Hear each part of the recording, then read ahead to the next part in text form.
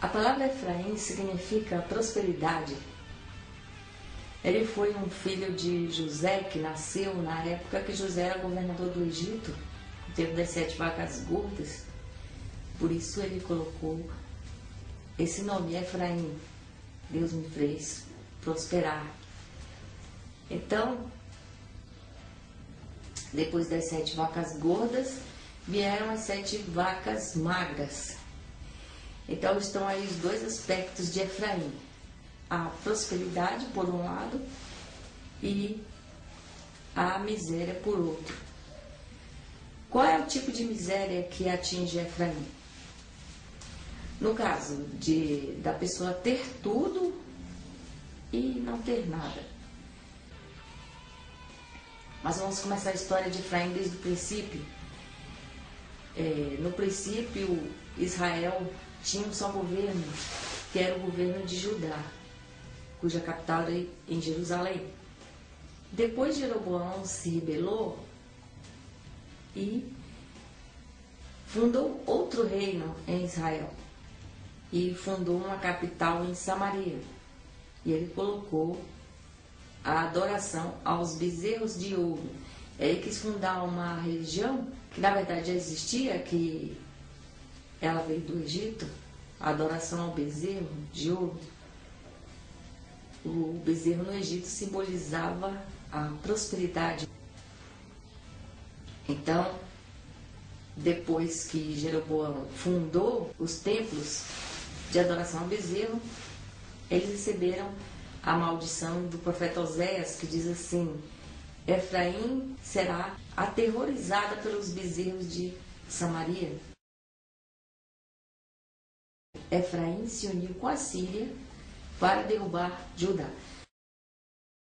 Então, quando Damasco atacou, eles cercaram a cidade, mas não guerrearam. A estratégia deles foi o seguinte: vamos matá-los de fome. Então, o pessoal lá dentro da cidade ficou com tanta fome que começou a comer as crianças. Então, são estágios da evolução, da opressão desse demônio que a Bíblia chama de Damasco ou Síria. Na mitologia dos Círios, ela era uma grande Hárpia. Na mitologia grega também fala da Hárpia, um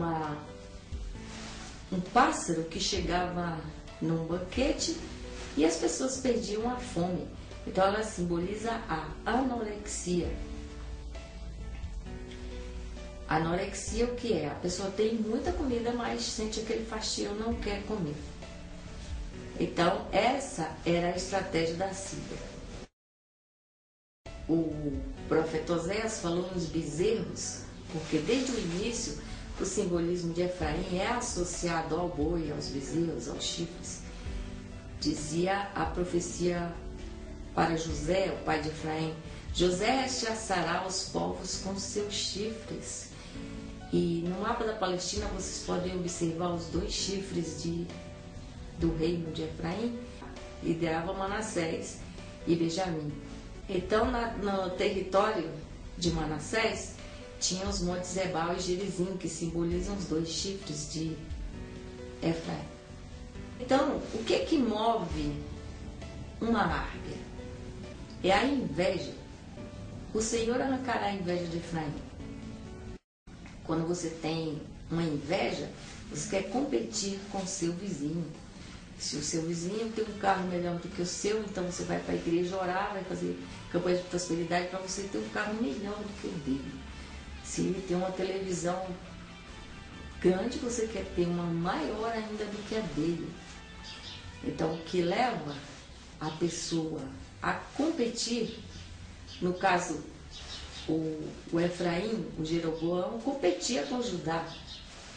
O rei de Israel invejou tanto a vinha do Nabote que ficou com depressão. Ele não comia mais, não bebia, por causa da inveja que ele tinha do Nabote. Então, vamos compreender como se processa tudo isso, né? Sempre que a gente está sofrendo uma opressão, nós demos uma brecha, como falam alguns. A gente fez uma ponte para que aquela opressão chegasse até nós. Se nós temos inveja, é claro que nós vamos atrair alguém invejoso para nós. Mas, se nós não temos inveja, se nós queremos o bem do próximo, então nós temos uma barreira que não deixa aquela pessoa secar a sua vida. A minha vida não vai ficar secando por causa de fulano que está me olhando com o olho de seca-pimenteira, como se fala no popular. Então, vamos partir agora para a guerra espiritual. Como é que se vence uma árpia? Uma árpia, ela é um tipo de um pássaro espiritual que ela fica sobrevoando. Na verdade, quem tem visão espiritual vê ela sentada em cima da casa da pessoa. Ela procura um lugar bem alto e fica lá. Na mitologia grega e também na mitologia dos sírios, do povo de Damasco, tinha o rei, o deus Rimon, que ele era o do raio do trovão, E eles conseguiam puxar um raio para atingir aquela árvore. Era chamado também Haddad. Os reis da Síria, eles se chamavam de Beni-Haddad, filho de Haddad, filho do deus do trovão. Então, o que é essa capacidade do raio do trovão? A tribo de Efraim, ela tem essa capacidade de puxar o raio da natureza, porque a eletricidade é ligada ao fogo, à dimensão do fogo. A eletricidade, todo tipo de luz, de fogo, que a gente conhece aqui na Terra, no material, é ligado à tribo de Efraim. Quando dá um raio no céu, é Efraim. Se você aprender a acionar um raio, você espera um momento que as nuvens estejam carregadas. Aí você ora e aprende a puxar esse raio. Eu não vou dizer como é que é, porque cada um tem que aprender sozinho. É como aprender a nadar. Eu não posso te ensinar a aprender a nadar, você só vai aprender a nadar dentro d'água, nadando. Então, na hora que você estiver fazendo, você vai aprender. Então, você puxa aquele raio e acontece.